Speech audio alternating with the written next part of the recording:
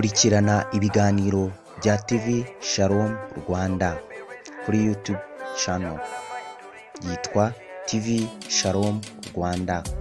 Ibiganiro byiza, imyidagaduro, ndetse tugiye kuzajya tubagirira kure, tugere ku basitari bamwe na bamwe, bagire inama abana batazi inkomoko, dushakire abana imiryango, ndetse n'abana batubwire impano bafite.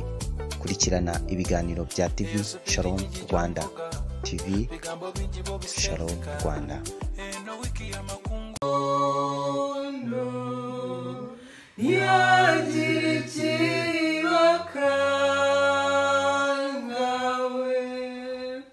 Muramurikire cyane munyige intambwe mumenye ingendo, muraze neza mutikanga nk'abanyabwoba, mwikamatana icyeza mukurikiye icyiza, mufatana urunana musange mukeye, izihirwe muberwe nzakomeza mbarinde, nzafata mu mugongo ahababaye makande,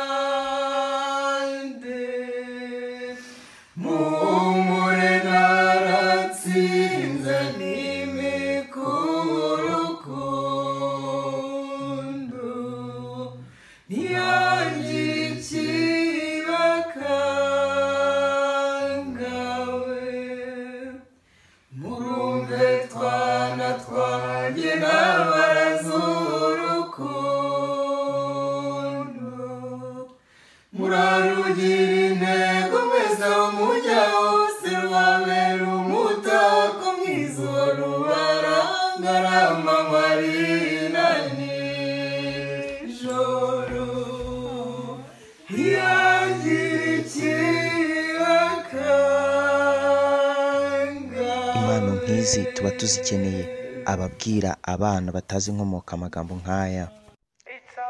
Kurikirana ibiganiro bya TV Shalom Rwanda kuri YouTube channel yitwa TV Shalom Rwanda.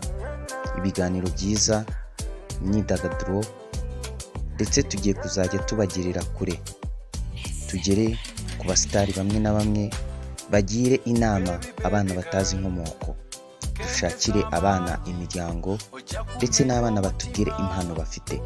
Kurikirana ibiganiro bya TV Shalom Rwanda. TV Shalom Rwanda.